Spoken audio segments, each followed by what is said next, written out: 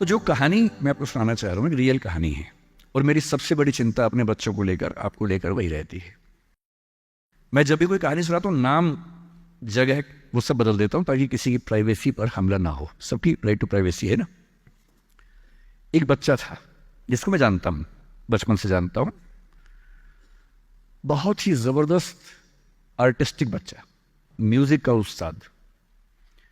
उसके घर में लगभग सब लोग म्यूजिक के उस्ताद थे। इंस्ट्रूमेंटल म्यूजिक, वोकल म्यूजिक, हर चीज में अच्छा, पढ़ने में भी ठीक, बढ़िया। और जब हम स्कूल में थे, वो मेरी क्लास में तो नहीं था, थोड़ा सा अलग क्लास में था, पर स्कूल में बहुत पॉपुलर था being into music. I was in debating, he was into music. और बाद में उसने हमारा स्कूल छोड़ भी दिया कुछ समय के बाद, फिर वो कहीं और चला गया। फिर हमारा मिलना नहीं हुआ। उस समय ना तो व्हाट्सएप था ना यूट्यूब था, तो बाद में मिलने का स्कोप भी नहीं रहता था। जो एक बार चला गया वो चला ही जाता था उस समय। अब तो बच्चे जिंदगी भर दोस्त रहते हैं। फिर जब मैं दिल्ली यूनिवर्सिटी में आ गया, ग्रेजुएशन कर चुका था, उसके बाद अचानक मुझे एक बचपन का दोस्त मिला जिसने मुझे एक इंटरेस्टिंग क्या डेवास्टेटिंग बात बताई। तो बात चल रही थी कि स्कूल के दोस्त कहाँ कहाँ हैं, क्या कर रहे हैं। तो बातों बातों में उसका जिक्र भी आया।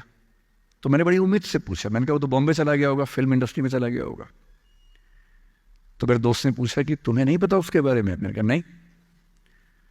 उसने कहा यार वो जेल में है, and he was one of the most creative students of our school. मैंने कहा जेल में क्यों है? बोले सच में नहीं पता। मैंने कहा सच में नहीं पता मुझे। बोले वो ग्रेजुएशन करने के लिए जब गया तो पता नहीं क्या हुआ, उसकी थोड़ी संगति खराब हो गई। बैड कंपनी जिसको हम बोलते हैं, जो इस उम्र में अच्छी लगती है, वही वाली। तो कॉलेज लाइफ में थोड़ी बहुत बैड कंपनी सबकी होती ही है, हल्की फुल्की होती है, एक सामान्य बात है। अच्छा, बच्चा बच्चा ना रहे ये भी तो अच्छी बात नहीं है ना। थोड़ा बचपन तो जीना भी चाहिए, थोड़ा शरारतें करनी भी चाहिए। पर किसी किसी का दुर्भाग्य होता है कि ज्यादा हो जाता है। उसके साथ ऐसा हुआ। उस सब प्रोसेस में उसको ड्रग्स की आदत लग गई।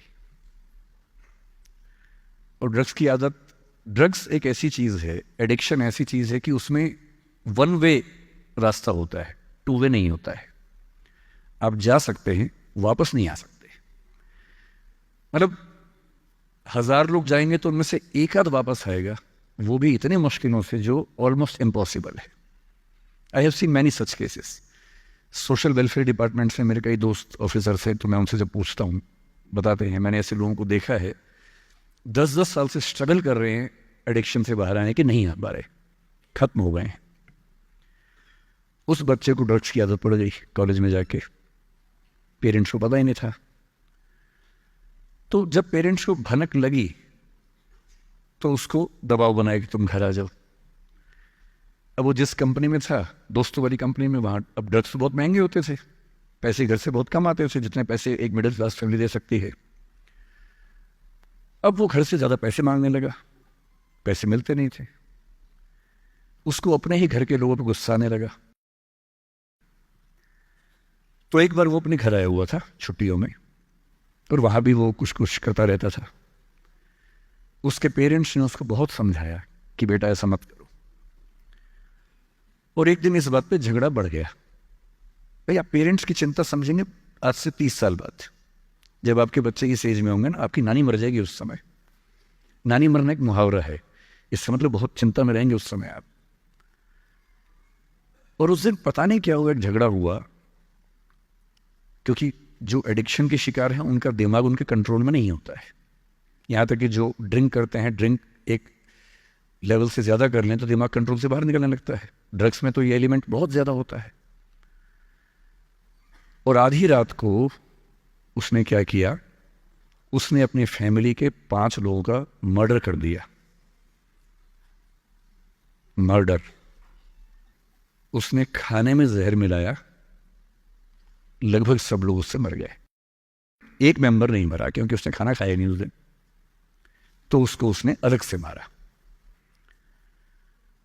और ये बात है जब उसकी उम्र लगभग 17-18 साल की थी, या 19 के आसपास रहा होगा। उसके बाद वो जेल गया। मेरी सबसे बड़ी चिंता ये होती है बच्चों को लेकर कि किसी भी गलती से वो ड्रग्स में ना चले जाए। आप सबसे रिक्वेस्ट कर रहा हूँ हाथ जोड़ के, कुछ भी कर लेना, ये मत करना। बदमाशी करो, शरारत करो, थोड़ा इश्क विश्क होगा करो, कोई दिक्कत नहीं। किसी को चीट मत करना, ड्रग्स में मत जाना, क्योंकि इन रास्तों पे जाने के बाद वापसी का रास्ता नहीं है।